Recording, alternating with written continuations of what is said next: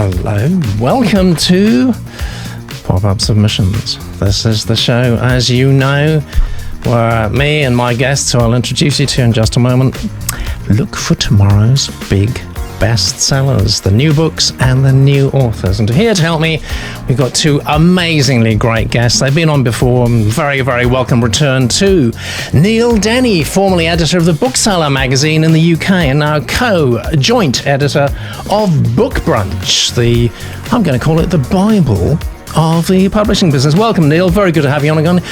Just in a quick sentence or in a word, what is the current state of the publishing business right now?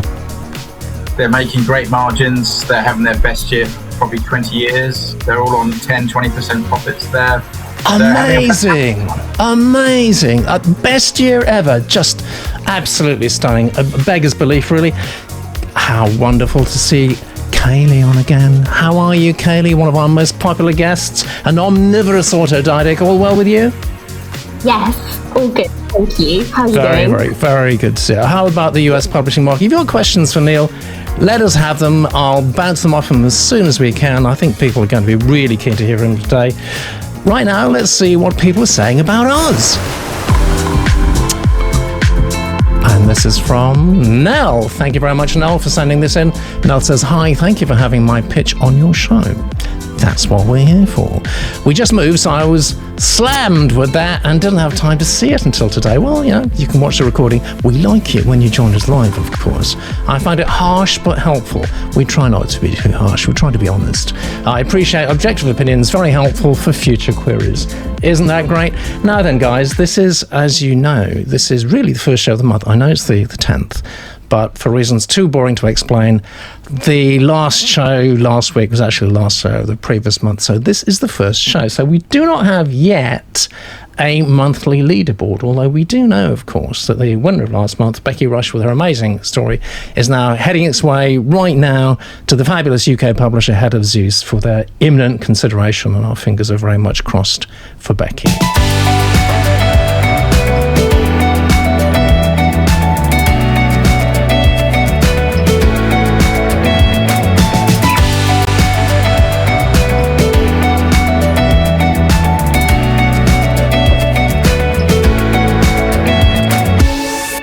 Yeah, and that is our very, very first video seminar. It's amazingly cheap. It's on the subject of blurbs. It's something that many writers really don't understand.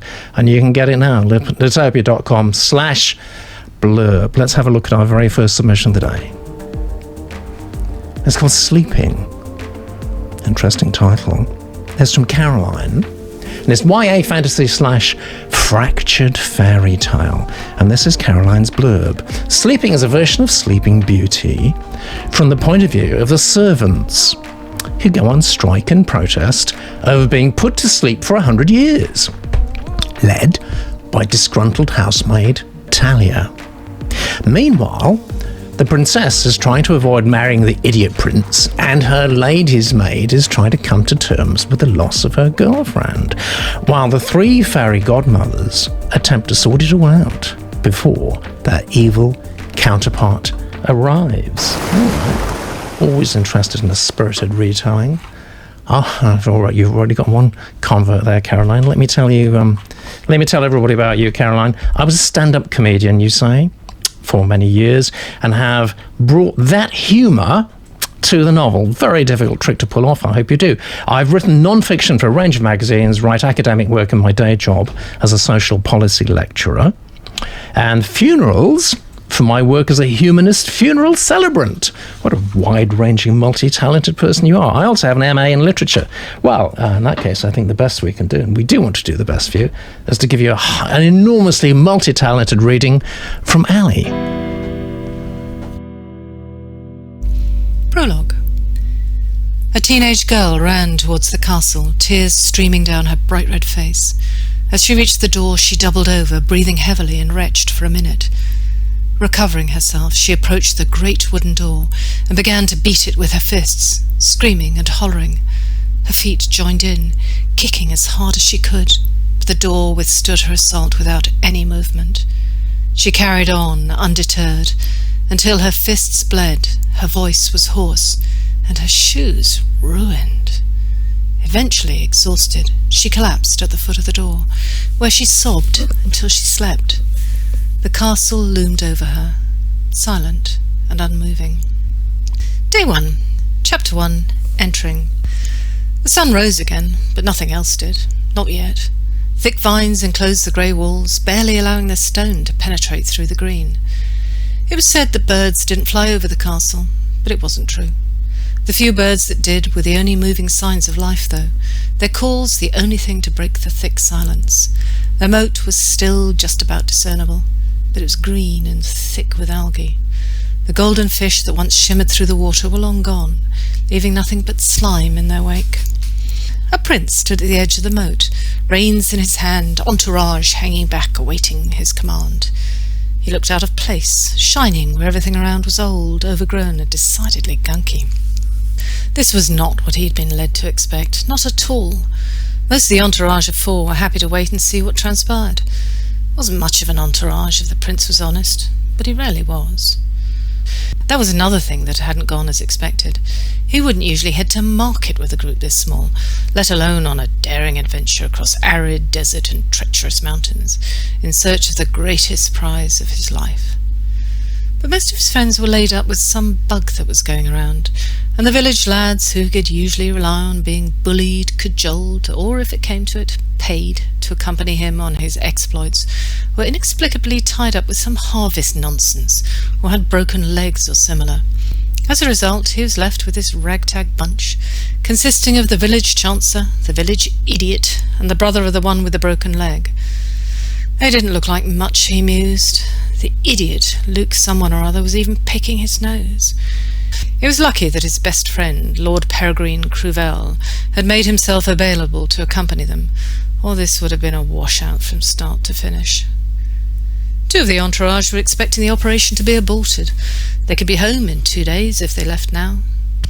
Cold, wet, bored and homesick, they silently offered prayers and incantations for a favourable decision.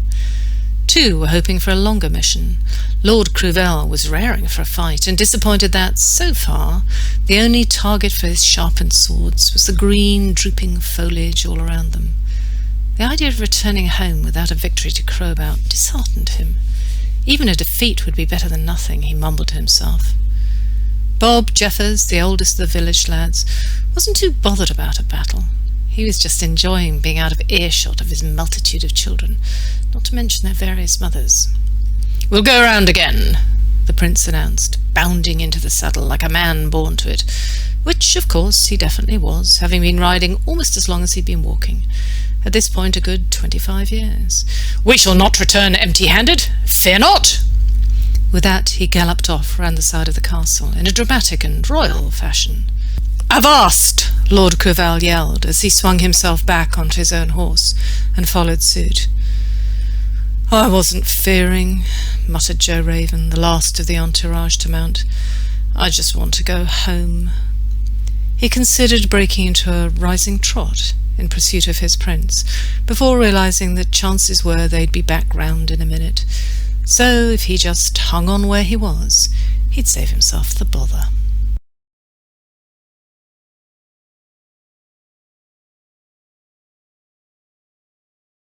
That's a very good question. Let's see what the Genius Room are saying.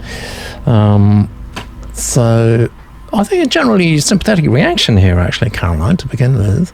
Galadriel says, like the description of the ragtag bunch, maybe a little overwritten. Martin says, nice bathos. Fairy tale meets kitchen sink. Johnny says, nice pace, fairy tale-esque, and yet not. So Eva's striking a slightly discordant note there, not keen on the prologue. Puts me off completely. And Cora says, nice beginning, lovely writing. What did you think there, Kaylee? I really enjoyed it. So a few comments. The prologue, in some ways, I was like, okay, we've got action here, which is good, a good kind of kick-off point. But equally, it felt almost a little bit too cliche. A woman running a castle can't get into the door. So I'm not sure it's really kind of bringing us a unique story that we want to kind of to bring that much. So maybe have a think about that. I actually kind of, as we got into the first chapter, I really enjoyed the twinkle in the eye, and I do see kind of this nice wave of humour throughout. It's quite funny how we see the prince thinks about things and is really dismissive of people, but there's humour there. The only thing I would watch out for is that there were quite a few points of views. We jumped from one person's head to another, and then I got a little bit sort of confused, so I would almost streamline that, maybe just keep it to the prince, but then, and I saw some comments in the Genius Room about this, maybe move the story on, take it somewhere a little bit more, kind of make that the focus. Good idea. But I did really enjoy it. Yeah. Wow, very, very good perceptive stuff there. Thank you very much, Cody. Now, Neill, can you just move slightly into the picture?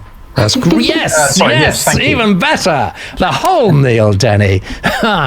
Yeah. Now, can I just ask you, Neill, are you okay with the voting system? And if you are, you've got to press that vote button.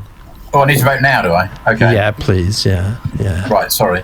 It's all right. Yeah, title's kind of average. I thought the prologue was fine, worked for me.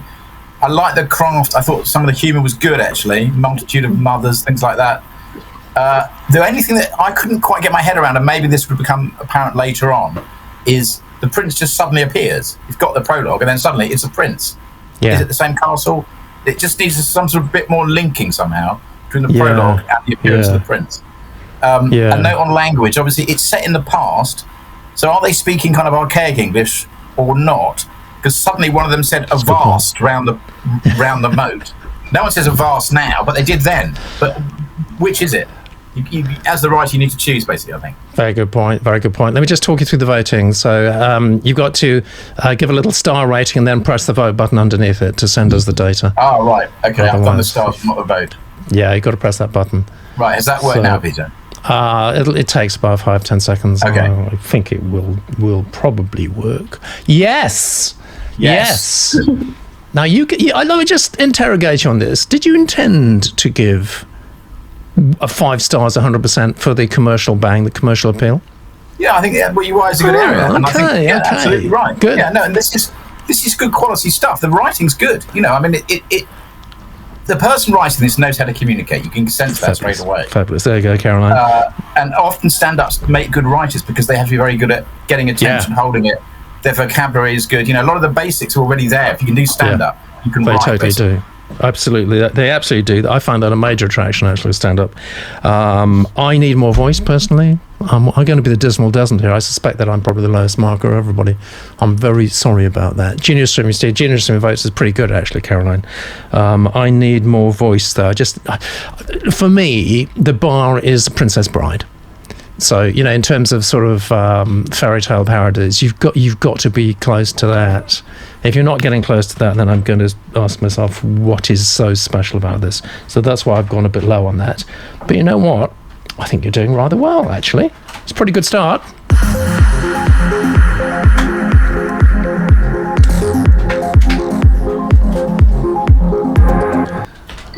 Neill, I want to ask you something just before we get to the next submission, and that is you made this most extraordinary comment. I think a lot of people outside the publishing business will be thinking to themselves, my goodness me, you know, in the States and in the UK, we're seeing bookshops closing down, and we're hearing, you know, dreadful things about author income dropping like a stone, and yet here you are, the acknowledged industry expert, saying that things have never been so good. Isn't there something a bit of a disconnect there? Yeah, there is a disconnect. I mean, the first of all point is a lot of the broadcast media are obsessed with the narrative about the decline of reading that isn't actually true. So, for example, the number of bookshops in the UK is up now over the last 18 months by about 70 or so in independents. Wow. That's to say indies. The chain is solid, with Smiths and Waterstones are both stable. They're not exactly expanding at the moment, but they're not contracting either, and Smiths is on an upward curve.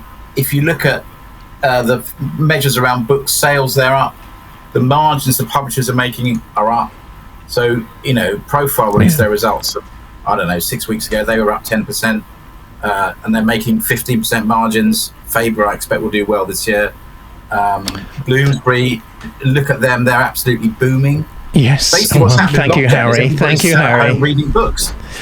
You know, I was going to say, how much of this is windfall profit because of the lockdown we've all had for 18 months or so? We've had to read books or watch on Netflix. Yeah, no, there's some truth in that, but it's still profit. It's still money that they've got in the bank. It's still made reading a more, brought reading back into the front to some extent. Yeah. Some people were saying that, with the decline in commuting and people not going out to shops during the lockdown, that would be really bad for the book trade, but that hasn't worked out at all. So, in fact, they're doing pretty well. Yeah. There are, you can point to various wrinkles, things that could go bad for them. Clearly, at the moment, the UK economy is stuttering slightly. There could be problems with distribution. Printing books physically is becoming more expensive. Your raw material costs are going up. So the price of books will be going up over the autumn. I'm sure about that. Into the spring. But honestly, those are small fine. The big picture is that digital has worked and that they've hung on to copyright. So it's not like the music business. So the digital story in books is positive. So audio is booming, ebooks are booming, all the systems are pointing good. The other key point about London publishers is they're sitting at the middle of the English-speaking world, and more and more people are speaking English and reading in English. So if you're publishing in English to native English speakers, you've got a massive advantage over everybody else, basically. Yeah, it's all nothing but good news so far. Very upbeat. Very. We'll come on to the downside of it. But it's a very, very encouraging start. Thank you very much, Neill. Let's look at our next submission. I'll come straight back to you. This is submission number 2, and it's called "There's a Place for Us." Interesting title. It's from Magnus. It's YA/NA, neo-adult. Comma literary, and this is Magnus's blurb. And by the way, there's a QR code down there. We love it when you send in websites. We promote your websites. Hopefully you'll promote us as well. And that's Magnus's website, so you can just scan that on your phone and you will go wherever it is on the World Wide Web that he wants to take you. Hugo Hades, 16, lost his family, kicked out of his foster home to fend for himself. He's left to wander the streets and find a way to survive. Hugo meets Timothy, a university student. Well, he's sitting at while. I'm going to correct that. You got a blurb mistake there, Magnus. Oh, I don't like that. While he's sitting at the train station begging for money, who's lost despite the privilege of finishing school and having money to decide what he wants. Timothy finds out a secret about Hugo, about why he was kicked out of his foster parents' house 2 years ago. What will Timothy do once he knows the truth? So I think you definitely need to look at our blurb seminar, all right? And while you do that, I'm going to tell everybody about you. 20 years old. You don't need to tell your age, but it's always nice to know when we do have a 20 years old is young for a writer, actually. So that's good to know, and well done, congratulations, and getting stuck in so early, actually. Part of the LGBTQ community, Canadian, and I run an Inkit website, which I suspect is that very link that you sent us, and I'm delighted to tell you we got one of our very finest narrators to read this. It's Kay. There's a Place for Us by Magnus K. Read by K. 1. Hugo. The first snow had just fallen. It was freezing, but it was still colder than the average temperatures for this time of year. All the fallen leaves had turned brown or orange, and the ones hanging on the trees for dear life were mildly green. It had gone from summer to winter in a matter of 5 days. I'd slept on a bench in a park last night because I'd gotten to the homeless shelter late and it was full. My joints were sore from the improper bed. I walked around the neighbourhood. Normally, I would stay closer to the downtown area. There were more people, more opportunities to get a little cash. But there were also more patrols and other homeless people around. I got on the train praying the C-train guards wouldn't catch me without a pass. This early in the morning, everyone was in a rush. It was crowded and the windows were fogging up. I took the train up to one of the universities in the area, the University of Maine, one of the only ones accessible by the train. I could only dream of going to this place in my next life. I could barely pay to stay alive, never mind classes to learn anything. I wrapped my coat closer around my thin frame an attempt to hide my sign from the people around me. It was embarrassing, but I had to feed myself some way. It was impossible to get a job in this day and age without an email or phone number to receive your schedule or experience. No one wanted me with the way I looked either. I clutched my bag to my chest, pretending to be a college freshman until the train platform cleared. Aside from the people waiting to get on the train to go back towards the city centre, it was sparse. I went inside the train station and sat with my sign. I hoped and prayed that nobody called campus security and got me kicked off the property. As much shelter as the train station gave, it was still cold. I kept my head down, trying to keep warm and out of people's way. The first few hours were hell, and hundreds of people walked past. They'd glance, stare, read the sign, ignore me. I heard a few coins slip into the cup. I'd mumble "thank you" quickly, but every time I looked up, they'd be gone. Nobody likes being seen with a homeless person. People want to be generous, but when others are watching, it's hard. It's easier to ignore, walk past, go on living your life. Around 12, I moved down to the bottom of the ramp of the train station, mainly because it wasn't as cold with the sun up. I felt people's eyes drag across me as they climbed the stairs to get to the bridge that led to the train platform. I dug my hands deeper into my pockets. I'd made about $7 so far. I'd counted before moving. Enough to buy me one meal. I was trying to decide where to go and what I could buy. I could get a small burger from McDonald's and a drink. I was craving candy, but I knew that wouldn't fill or sustain me till tomorrow. I thought about just buying loaves of bread too. Then I could have multiple meals for a while, but they'd be simple. I began thinking about how nice it would have been to go to university or college. Most kids in my position would be lucky to go. I'm not talking about homeless kids. My parents died when I was 10. I'd spent a fair amount of time in the foster care system after that. I was one of the kids who fell through the cracks, disappeared and had nobody looking for them. I sometimes wondered what happened to my social worker and what she was doing. Being a homeless kid in a first world or any world country shouldn't be a thing. Kids are supposed to be learning and growing, not worrying about where their next meal is coming from. Yeah, and you got generally pretty good reaction there. Then you got a live comment there, Magnus, from Dave on YouTube, saying feels real. It does feel real. Gil Adriel's got a comment that I think pretty much sums up the Genius's Room feeling about this. I'm going to read it from the other screen because that's too small. There's a voice here for certain. Yeah, I wonder if the writer's writing her experience or has interviewed someone who has been homeless. Some grammar issues, but there's something here that's keeping me interested. Me too. What did you think, Neill? Well, I thought the writing was polished, actually, mature, and I felt that there was experience showing through here. Either he's interviewed someone in that position or been in it himself, or he's just got an excellent degree of empathy and imagination, which is essential in this game. So that was good. A couple of phrases a bit strange. Improper bed, I thought was a bit odd. It's strange, yes. Yeah, was it Canada? Where's it set? Maybe that would have been obvious later on. Is it a railway station or a train station? If it's a railway station, it's Britain. Train station, North America.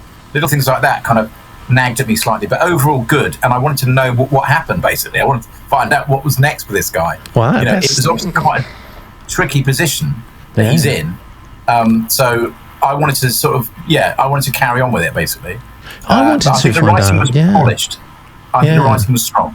Yeah. Okay, so we are conspicuously lacking your vote right now, Neill. I'm trying to get it to go. Hold on. I'm being a bit... Yes, you've done it. Yes, I have it. Good. You like the title. There's been some comment on the title. Let me just ask you about that.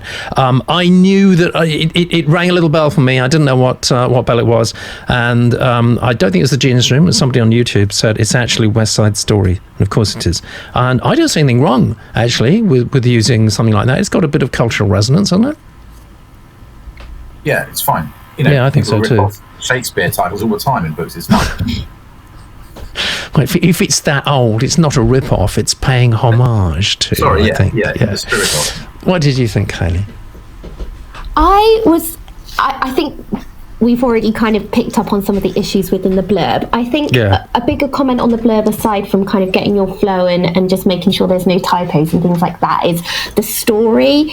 Where is this heading? And it almost felt like the premise was too small. I couldn't understand where we might go, and it's got to give us some direction, hasn't it? And that's what I would say is lacking. So we need to understand, okay, there's a secret, and that's interesting, that's intrigue, but that almost felt like it would be kind of a micro narrative and a bigger story. So I wasn't quite sure where this story is going, and I would like more of that.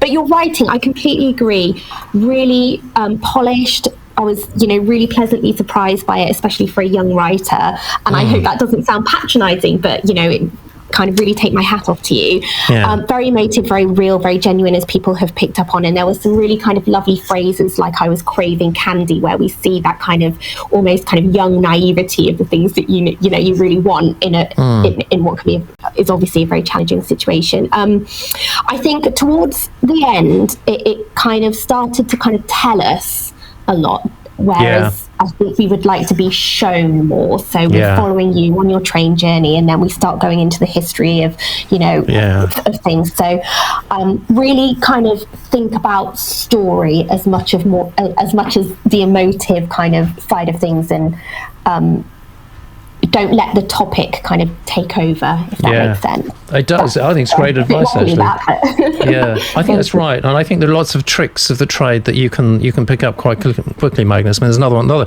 small. These are all small things, and they are tricks. They're tricks, actually. And one I'd point out is you start out with the weather, which is a way that writers very often do start out, and just because they're writing themselves into it. Really, do we care about the weather? No. But actually, if you just reverse those two things, the weather, who cares about what the weather was like, really? Actually, it is relevant if you're homeless. So the next paragraph goes on to describing, the narrator's situation. At that point, the weather does become relevant. You could just reverse those two things around. But I think we're looking good, actually. Let's just look at the overall numbers so far. You've got level 60. That's nothing to be ashamed of at all. That's a very good start, actually, Magnus. In fact, even at this early stage, let's just look at the scorecard. Very close, isn't it? Magnus, you've just pipped Caroline. And Jeff agrees with Kylie. Needs more to draw me in, but writing is good, and that's the most important thing. Writing is good. That's very good news. I want to ask Neill, just pick up this conversation that's going on now. So things are going really well in publishing business, money hand over fist, a bit of it is windfall, a bit of it is not. They're doing really well. Author income is dropping like a stone. Disconnect there. What can authors do? Well, is self-publishing the answer? It can be. I mean, authors' income dropping, the average is dropping, but the good authors are making more money. So it's polarizing. It's polarizing. Yeah, exactly. You're seeing a flight to quality in a sense, or certainly brand quality. So the big author brands are doing better than ever. There's less room for the mid-list, and the people at the bottom of the pile are not making any money at all. But that's always been the case. Novice writers, unless they're bloody good, make nothing, frankly, for quite a while. But the mid-list has been thinned out, but the people at the top are making more money now than they ever did. But isn't that very short-term thinking? Don't we actually need those novice writers, as you put it, to come in, to cut their teeth, to write a few books, and because they are our new product development area for the future? Well, in a way, but you've only got about 300 or 400 top writers, so you don't need 15,000 new ones. You only need 300 or 400 good new ones. It's a brutal kind of maths, but there's only room for a small number of people at the top of the pyramid. But those people are making more money now than they were 10 or 20 years ago. But they're getting older and older. They're getting out of touch. They don't know what, You say that, but, look at Wilbur Smith. I mean, he must be nudging 90, and he's just signed up 10 book deal. Is he alive still? Yeah, and he's got co-writers coming in underneath him. So the brand, the Wilbur Smith brand, will go on. I mean, look at Lee Child, same principle. He's got a tie, yes, of Wilbur. They're not disappointing. It's like a studio, as you say. It's like it's like the studios of the Renaissance painters. They can carry on churning out the books. They just write the plot outlines and sit back, and someone else does the graft. Yeah. Well, this is not encouraging news for aspiring writers, though, is it? I mean, they've got to break in somehow. No, but if they get it right, the rewards are bigger. That's the way to look at it. But yes, self-publishing is definitely, on the up, no question. I mean, we run a self-publishing award scheme now, which I was going to ask about 10 years ago. Yeah. How big is it relative to the, whatever you want to call it, the traditional side, the legacy side, some people call it? Well, the short answer is we can't really tell because Amazon won't release the figures. But we can make assumptions that Amazon is getting bigger every year. The numbers of self-published writers are going up, so they must be making money out of it. Yeah, what do you think, Kaylee? Because you're a marketing whiz. I mean, what does this sound like a healthy industry to you, or what?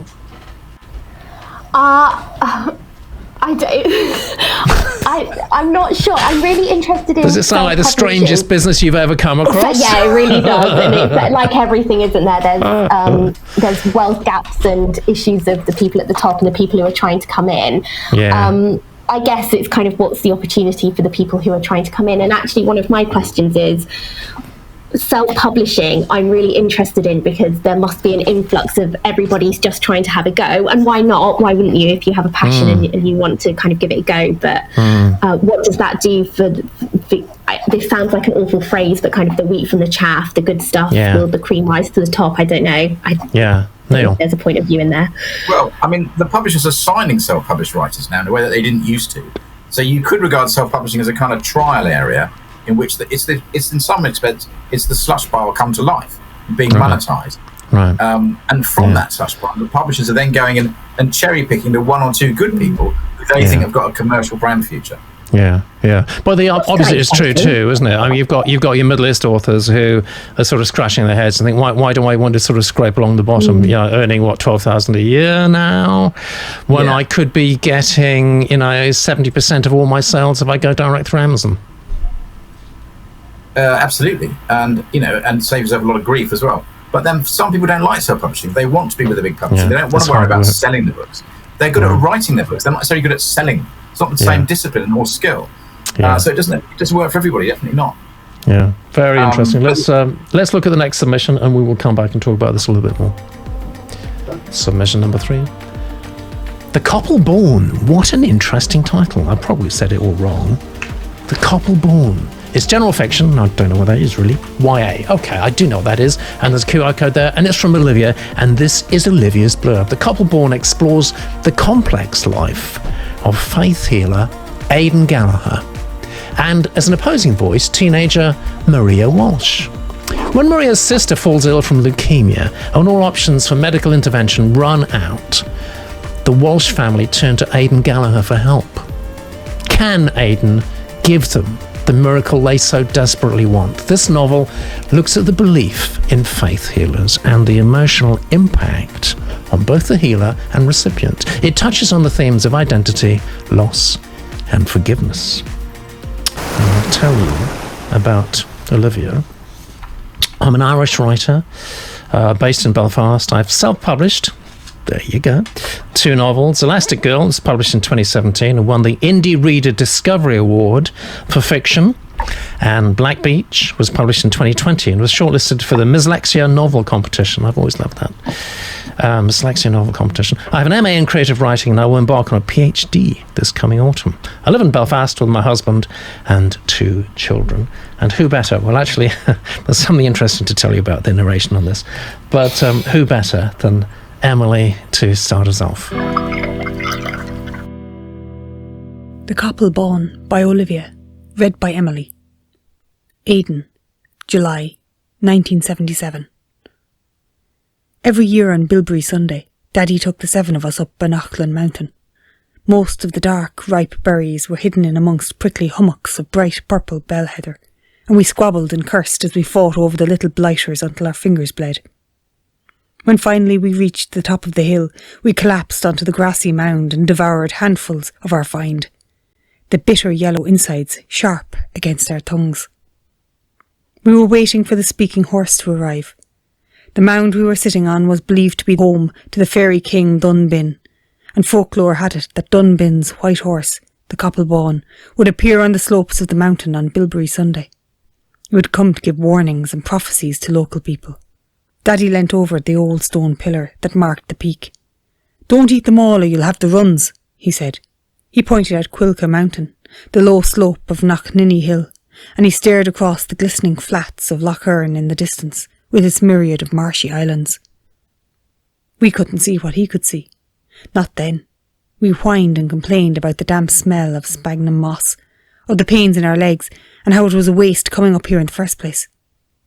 Nobody's ever seen it, Michael said. Master Mulligan says the Coppal Bawn is a fairy tale. Daddy didn't take his eyes off the fields below, but his jaw tightened. We'll give it an hour. We wrestled, blew trumpets with thick blades of grass, and wasted time until Daddy gave up. That's it, so, he said. Nothing to tell us this year. He hacked out onto the grass, straightened himself, and then set back off down the mountain. Daddy moved easily over the heaving, boggy ground, picking a way through a maze of eroded peat hags. He knew Ben Auckland, the land of his father and his grandfather, like nobody else. But even so, we were on Master Mulligan's side. We were all convinced that the Coppal Bawn would never appear. But the magic white stallion had been waiting to catch us out.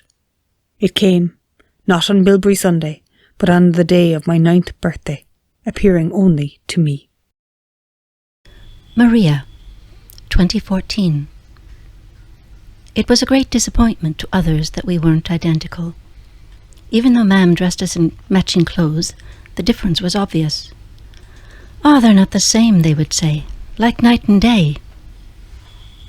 As far as I was concerned, though, Claire and I were one and the same.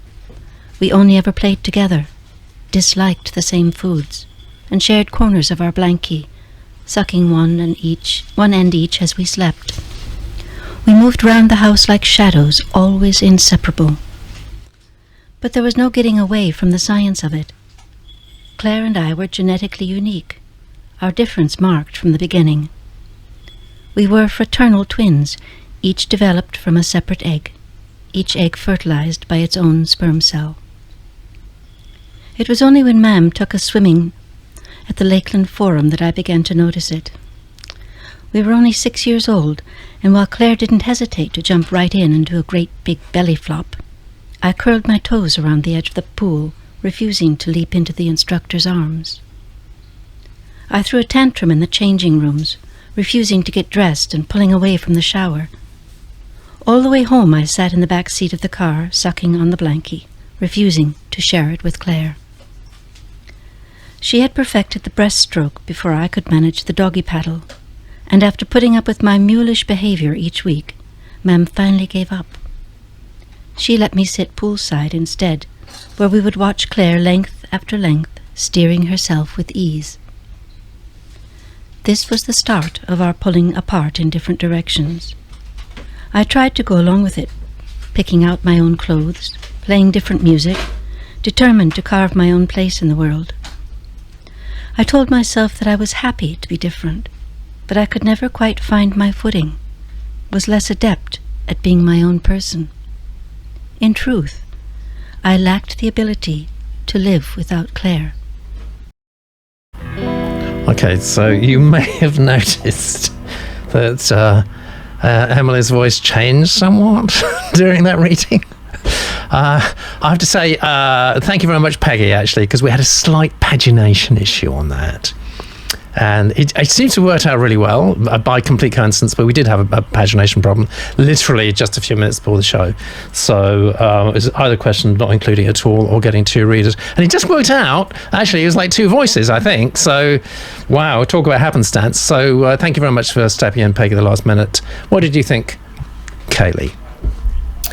I enjoyed this. I marked it particularly highly for craft. The writing was so beautiful and tight. It was really kind of well edited and really kind of very succinct. I just felt like it had really kind of distilled what needed to be said. I preferred the kind of, if I can call it sections, the first sections more than the second section. I almost can't explain why. It just started to slightly tail off for me in terms of interest.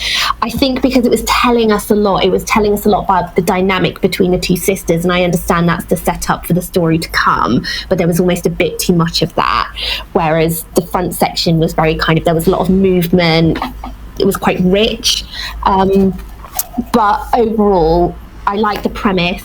Your blurb didn't have me, I would say that. I could understand the premise and I was interested in it, but I wasn't quite sold on how you told the story in your blurb. So maybe just go back, because your writing actually almost was completely different to that. It was so strong. And I like your title as well. Yeah, I love that title too. Yeah, well, and once again, Kaylee takes the words entirely out of my mouth. In fact, my presence here is completely irrelevant, really, because Kaylee just says it all, doesn't she? Let's just see what I think it's a very astute comment about people very, very strongly positive about it to begin with, Olivia. Then after that, the voice change, literally a voice change. I think people, this is a common problem actually, people began to slightly disengage. Vicky, for example, and Big Letters losing me. I think it's always a problem that you've got to guard against actually. Strong beginning, but what happens after that?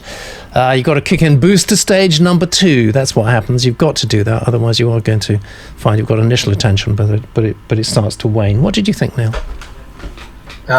Yeah, I thought the first bit was very good. I was on the hillside, July 1977.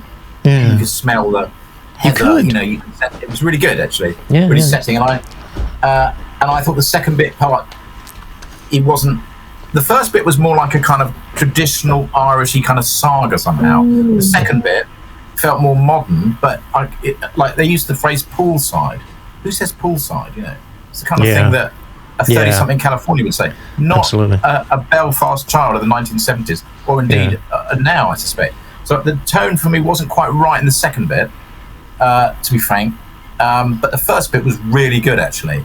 And I like the idea of the horse, and the idea that the horse... I love that. It appeared to me when I received a day for my birthday. I want to know more about that. How did it appear? What did it look like? What were the circumstances? I really want to know. How did she see this horse? Yeah, I know. And also, why was the dad obsessed with the fact that the horse would appear? Had he seen it? Yeah. I mean, that was an interesting idea, wasn't it? Because I assume it's mythical. I have no evidence for its existence, but maybe it isn't mythical. So maybe there's something more going on here. I was magical. Really that's what magical realism is. You're not quite sure. But the writing over was strong, right? It was nicely broken up. The dialogue was nice. The way it ended on that, and then I saw it on my, there was a build up to a climax in that first bit, which was really good, actually. That's reflected in your numbers, isn't it? You've given a 5 out of 5 stars, 100% for the craft. Very, very. I don't think the craft needs working on. That looks good to me. I think it's talking about the pace maybe, and the structure is a slightly different area. Yeah, but the actual writing is good. Well, we've seen. And Ireland's great. You can write Irish stuff now. You're laughing. All the publishers are looking at Irish books at the moment. There you go. Yeah, honestly, Milkman, Sally Rooney. It's all going on for Irish writers at the moment. Sure is. Yeah, absolutely.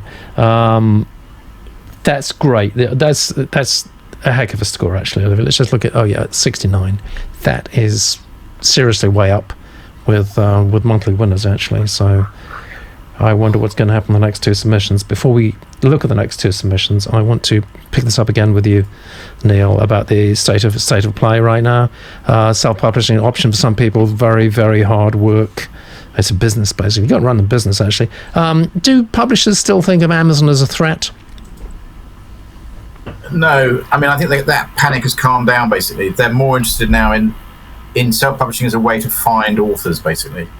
I mean, Amazon is a fact of life now. There's nothing to worrying about it. And arguably, in the pandemic, Amazon saved publishing.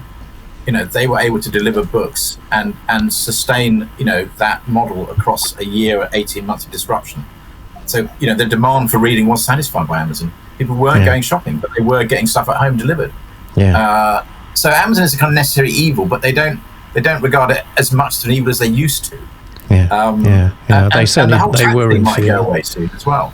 Amazon might finally have to pay a fair share of tax. There have been changes to an agreement in the last week to have a standard level of tax for big multinationals, which will catch Amazon, basically. Yeah. How is that going to cascade down to the humble author? I'm not saying it is necessarily, no. I wouldn't wait for that to happen. If you're an author, you need to go and write and hope the market and find an audience for your craft. But I do think that there is a chance for that now in a way that there wasn't, because the distribution in publishing is much better now. So books are reaching more niches, I think, than they were 10 or 20 years ago. Elizabeth on YouTube just asked, does it screw up your chances for traditional publishing if you self-publish first? Go with Kindle. Let's call self-publishing Kindle, because it pretty much is, really. I've just upset some people at Barnes & Noble. What do you think?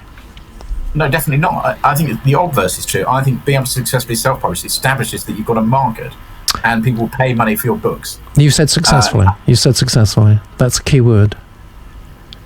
Yeah. There's no point in doing this badly. If you're going to do it as a hobby and make no money out of it, then that's fine. But don't expect the publishers to give you a contract if you're not any good. You've got to be good. It's as simple as that. It's like being a professional footballer. Just because you can kick a ball around doesn't mean you're any good. There's only a few thousand people in Britain making a good living out of writing. You are trying to get into an elite group if you want to make a living out of it. It's as simple as that. So if you want to do it as a hobby, fine. But don't think you're going to make any money out of it. Wow. That's telling like it is. Yeah, straight from the horse's mouth there. Thank you, Neill. I tell you what, let's look at submission number 4, shall we? Then we'll come back and talk a little bit more. This is from Belle. It's called Emma Has a Secret. It's a thriller. This is Belle's blurb. Emma is good at keeping secrets, but her darkest one is in her past, and she's keeping that from everyone, even herself. Carolyn and Emma have never met, but they are linked by the tragedy that all but destroyed both their families when Emma was very small. Carolyn is convinced her brother was unjustly convicted of murder, but as she fights to clear his name, she comes to believe Emma may know the truth. I'll tell you the truth as far as we know it about Olivia. No, sorry, I've already done that. The truth about Belle. One line.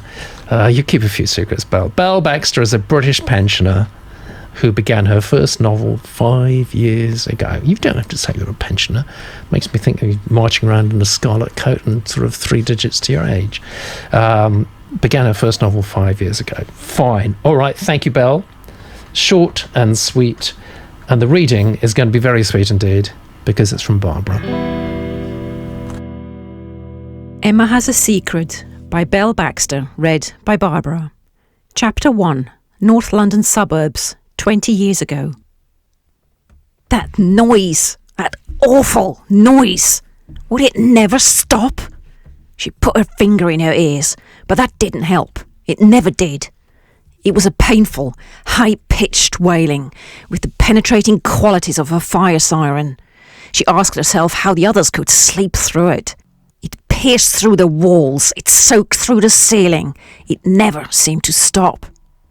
She wanted a drink. That meant the kitchen. As she padded quietly along the corridor, the noise rose to a crescendo as she neared the door of the little bedroom. The door stood ajar. She looked in. The baby had kicked off all his bedclothes, but she knew that wasn't why he was wailing. He wailed because he had colic. The doctor had said. He was 3 months old, so it would stop soon, he said. But it didn't stop. It never stopped. She stood beside the cot, looking down at the unattractive, red-faced, screaming bundle with its tiny clenched fists, then pulled up the bedclothes carefully. That made no difference. The noise, that awful noise! Across the arm of the chair, she saw Paul's new blue jumper, the one he'd been given for his birthday. He must have thrown it down when he picked up the wailing bundle. He was always taking him in his arms, holding his son, rocking him, patting his back. Sometimes it stopped the wails, but never for long. She stroked the jumper's warm fluffiness, then turned as the baby coughed, momentarily poising its wailing. It stopped. A wonderful thing. Silence. She was peering into the cot, marvelling at this new development, when the baby, perhaps sensing her presence, resumed his cries at full volume. She grabbed the sweater, then threw it over the baby's face and held it there. Gradually, the noise stopped. Central London, present day. Caroline Williams, Personal Recollections, second tape. Children can be cruel, very cruel. I remember when I first heard my brother Paul had been killed in prison. It was the class bully, Alex Dawes, who told me. That was the first I'd heard the truth. My mother had told me we hadn't heard from him because he was ill in sick bay with his nerves. I just knew something wasn't right about that as an explanation, but I could see Mum didn't want me to pry. She had enough on her plate, hiking to the hospital twice a day to visit my dad. We'd been told he'd probably only got months left. Alex had been asked some question in geography that he couldn't answer. It was an easy question, something we'd done last week, and the class had sniggered at the startled look on his face. He'd been staring into space. He didn't have the sense to keep quiet, so he took a wild stab and said something stupid. The class roared with laughter. "Is he cold up there on planet Alex?" Miss Sanderson said, looking straight at him. It was the moment when she turned and asked me, as much to say Carolyn will know, that really cooked my goose with Alex Dawes. Because of course I did know, and the teacher knew I'd know, so I couldn't not answer, and Alex Dawes blamed me, not the teacher. That started days and weeks of torture for me. Once Alex Dawes saw that going on about Paul's death would make me cry, there was no stopping him. Bullies are like that. That information never lost its power to hurt, though the initial shock was blunted through repetition. But no question, that first time when I realised that what Alex was saying was the truth, I could have killed him. Just as he blamed me for making him look stupid, so I blamed him as the messenger telling me Paul was dead. Obviously I couldn't do anything. I was a scrawny little 13-year-old, while he was an ugly, thick-set, almost 15, and I knew better than to try to hit him. But I wanted to. I really did. I wanted to bash him till the blood flowed. I could never imagine myself hurting a baby, though. An innocent little baby. Wow. Tough stuff. Neill, you've got some big fans in the Genius Room. I don't know if you've been looking. You probably haven't. You're too busy because you've got the schoolboy to do as well. But Dean Baxter says, I'm loving Neill's honest insights. Martin says, I think he's being a little ironic here. So Neill's something of a shrinking violet. No, he's not. Very, very much appreciated having you here today. Actually, Neill, we've got a few more questions. Actually, if you and the Genius Room are on YouTube right now, I want more questions.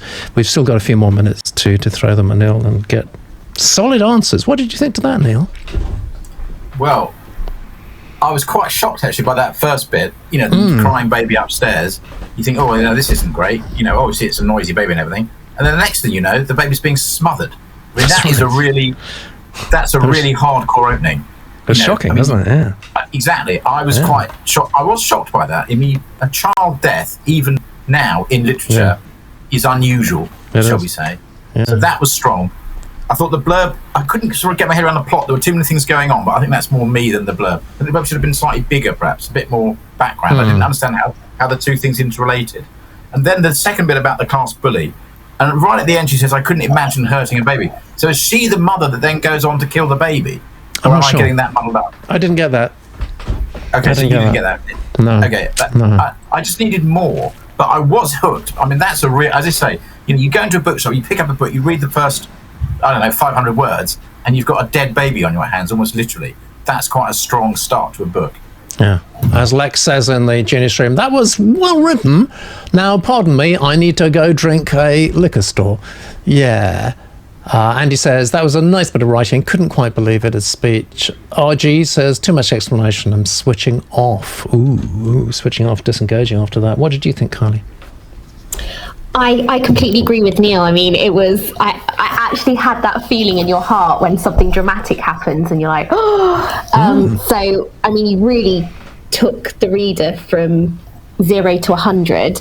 And there were some very clever, I felt, kind of bits in there where it's kind of picking up the jumper and it's almost more maternal instinct for the jumper and stroking that than for the baby.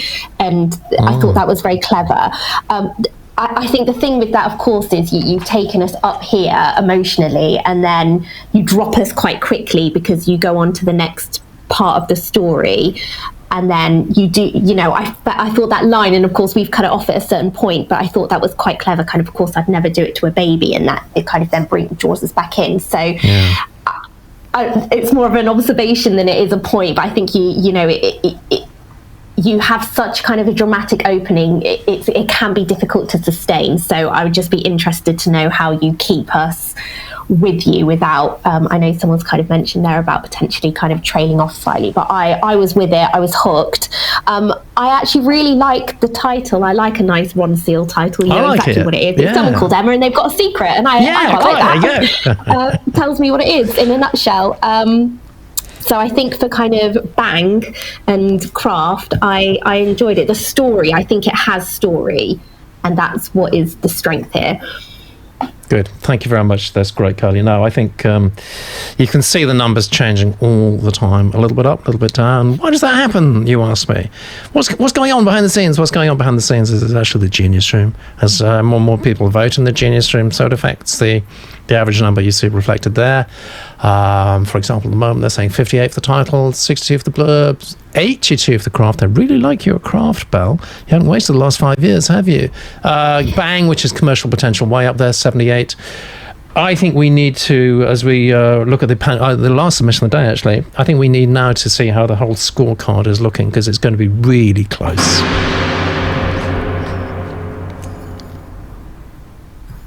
Yeah, so it is close, isn't it? We've got two vying in around 60ish, 59 and 60. We've got two vying around the 70, 68 mark. And at the moment, it looks like Olivia's just going to nudge it. But who knows? People are still voting. People are still voting for yours, Belle. And certainly in the Genius Room, Barbara, who is our narrator, always like to give to feature narrators' comments because they see it in a different way. You know, Barbara says, "I really liked this," so I hope you're happy with that, Belle. Let's just go back to Neill for perhaps our last chat of the day. I want to ask you, Neill, what's the biggest mistake you've ever seen a publisher make? Well, there was a famous publisher who spent about £1 million on CD-ROMs. Yes, I know who that is. Yes, that was about 20 years ago. That was Star Wars. Yeah, I mean that wasn't really fiction. I think hard to say the biggest mistake. I mean, you know, sometimes you look at a deal and think, why have they done that? They've committed themselves to that writer a huge amount of money. Yeah, it's the classic thing where they jump on a bandwagon, but they're too late, basically. And they spend a lot of money trying to buy a book that apes a successful book. But they're less bad at that now, publishers. I think they've become better at making decisions, as I've observed. Do you think they're more risk-averse than they were? Yeah, I think they are, because as I say, they're using self-publishing, and you know they're being safer in their signings. If you've got a big YouTube following, you know they'll sign your book because they know that YouTube following will buy the book. Even if you can't write, you can still get a book out there. I'm going to go and shoot myself. In non-fiction, in kind of lifestyle stuff, non-fiction. Yeah, not in fiction, but you see a lot of book deals for books that aren't really books, but they've got a big audience existing that will buy the book. And the publisher thinks, well, if I just put their name and face on the cover and their thoughts inside, it's a deal. Yeah. Do those things always work? No, they don't always work, but enough of them work for the publishers to think that they might work. See what I mean? Yeah, I do. Yeah. Do you see any?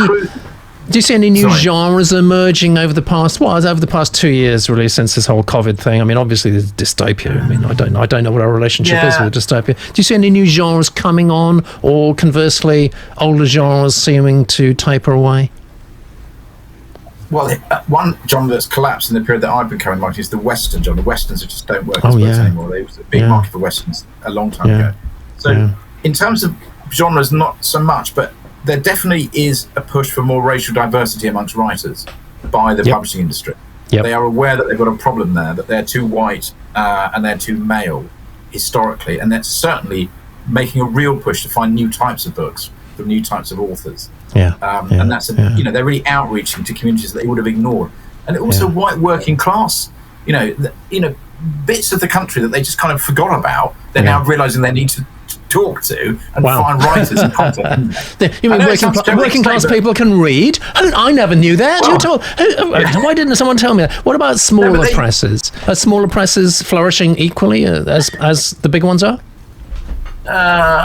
It's harder to be sure about that, but they certainly aren't going bust. I mean, when was the last time you had a publisher go bust? I mean, they just don't go bust. I mean, they're pretty solid commercially. Even the small ones are doing okay. But the big ones are the ones that have the big brand authors, and they're leveraging those big brand authors much better than they were 10 or 20 years ago. They've just got more sophisticated. They've got better data. They can see who's buying the books. They've got better foreign rights operations going on. They're doing world rights much more now. They're selling books to English-speaking audiences all over the world, Yeah. The big success that no one ever talks about, I must just get this point in, Peter. Go on. Is the academic publishing. Oh, my God. OUP turns over 600 million quid a year. So they are bigger than Penguin, and everyone just forgets that. So that's where the real money is in British publishing. It's in academic publishing. Well, Robert Maxwell didn't forget that, did he? No, he's been a money mint for a long time. Audiobooks, for a long time, audiobooks are kind of Cinderella. Everyone's saying audiobooks are going to happen. They didn't happen. Yeah. And what's the state of play there? They didn't work. I remember vividly, we ran a conference in about 2005 at the Book Centre, and we calculated we made more profit from that conference about audio than the entire publishing industry had made from audio. So we were kind of ahead of the curve on that. But the short answer is yes, audio is working now. Various reasons. People can listen in cars. They could used to do that on their phones, on trains. So the opportunity to listen, jogging, in the shower. The amount of minutes a day you can consume a book has gone up massively because the technology's enabled that. A, and B, the way to find out audiobooks you want has become, the kind of sampling side has become much more sophisticated. So they're getting better at getting the product in front of the ears of the reader/listener. Yeah, and the quality of production has got better, and you've got proper actors reading now, and getting decent money for it. So you're on a virtuous circle where they're making more money, they're investing in the product and the technology, and people are getting used to it.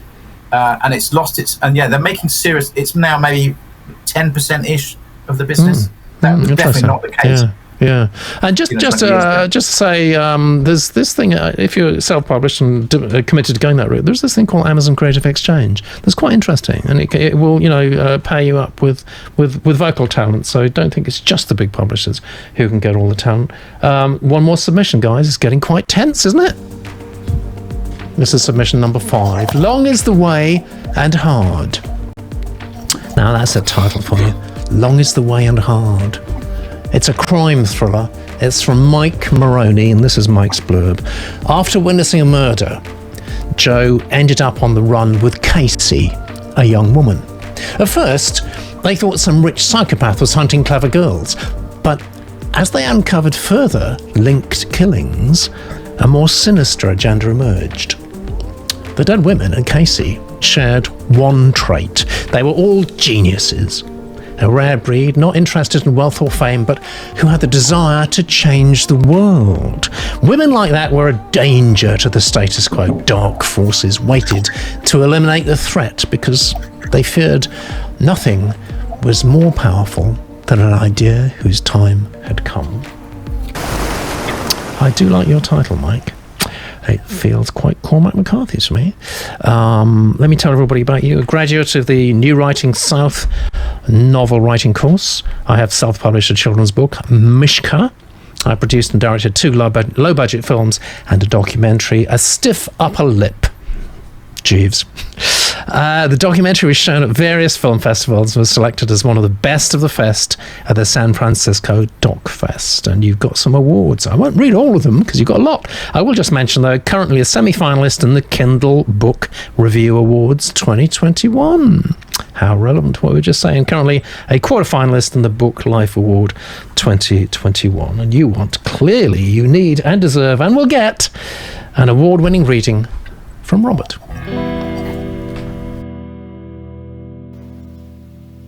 Long is the Way and Hard by Mike, read by Robert.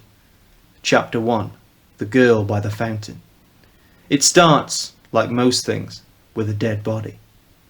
Ghosts sent me out, into the bright cold city, trying to outpace memory, but the sharp, shrill accusation stayed with me. Early morning has become later afternoon, when I raise my eyes from the pavement and find myself in front of the park on Hope and Sunset.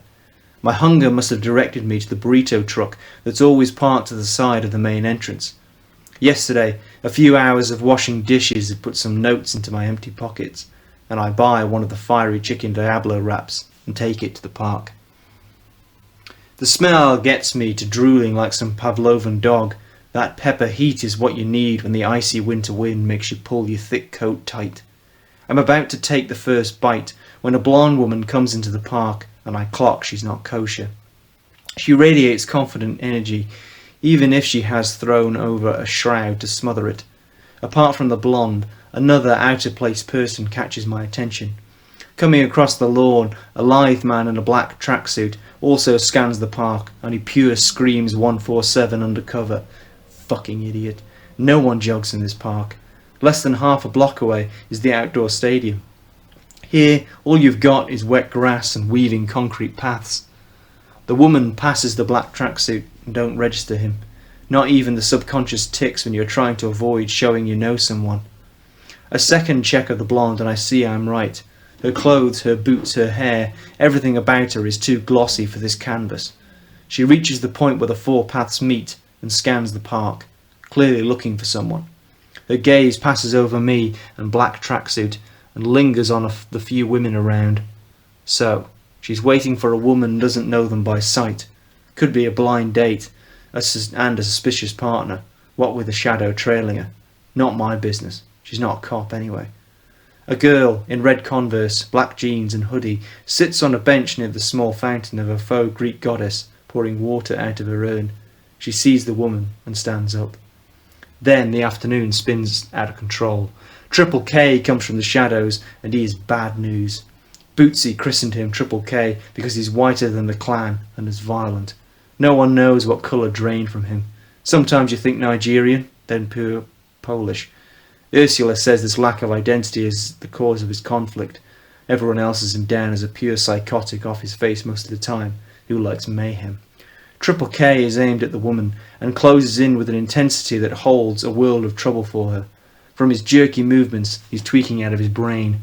Panther fast, he closes the last distance in a blur, grabs the blonde woman's expensive brown leather bag strap and uses it to jerk her backwards and all around, all exposed for the attack.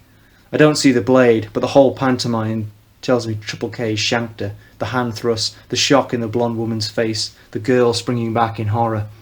I'm trying to move forward, but the shock has me standing in treacle.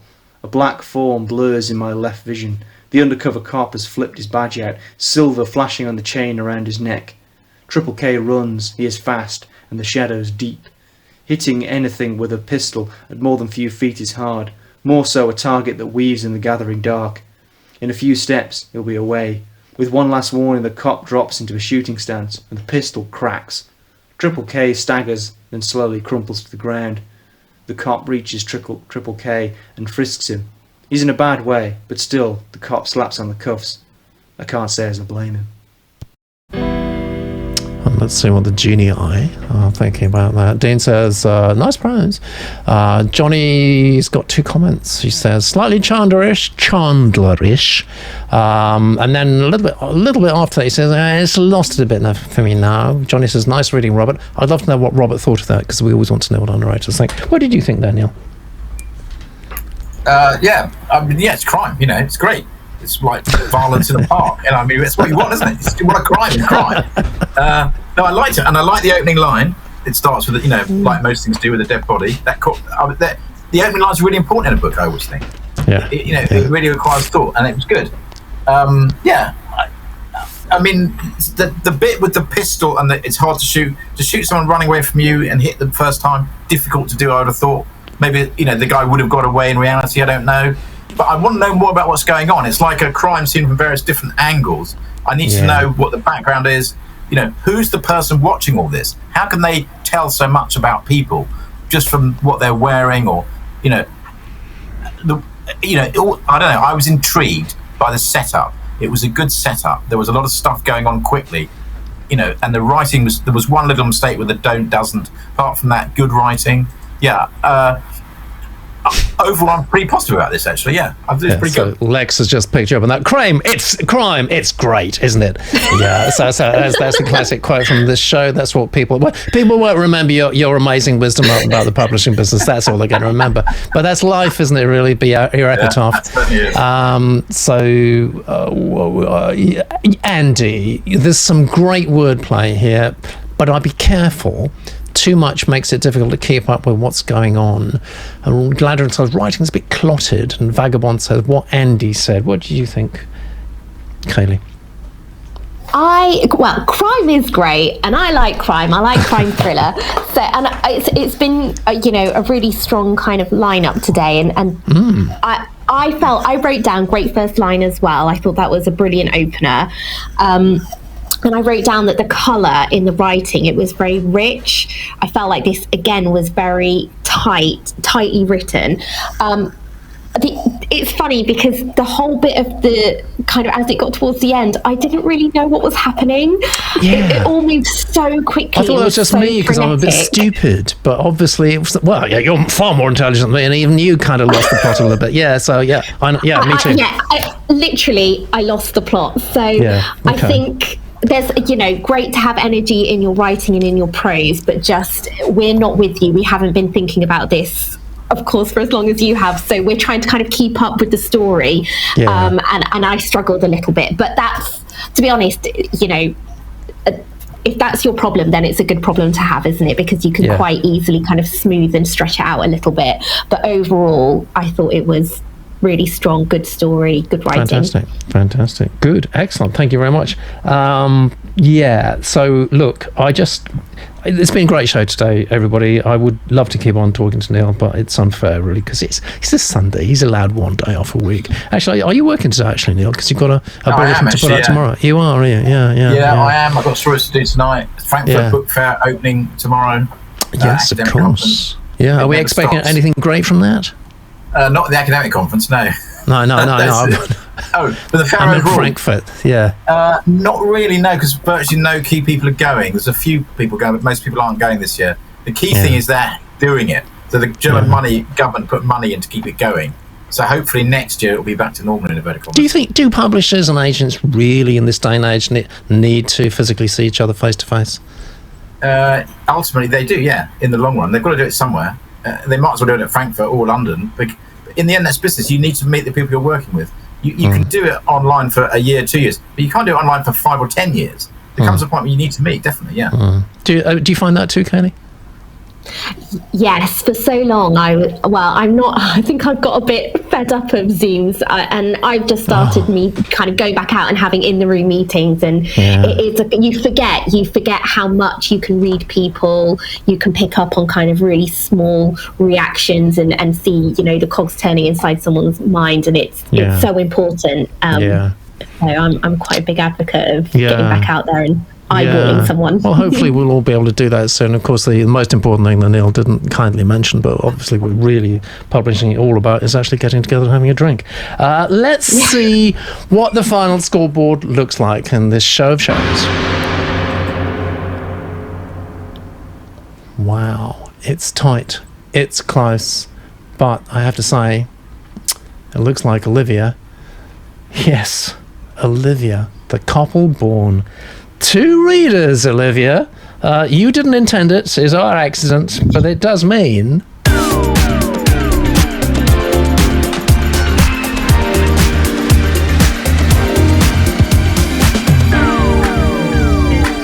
Congratulations.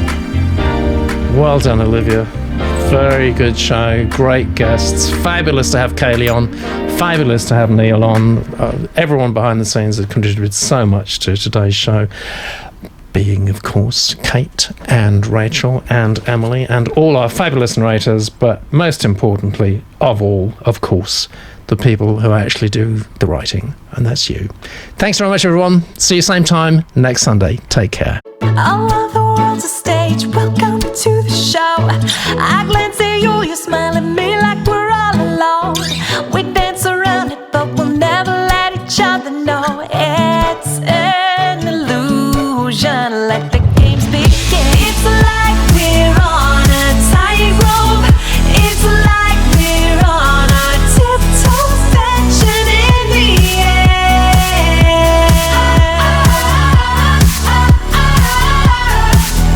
We're balancing together, slowly stepping towards each other, oh so unaware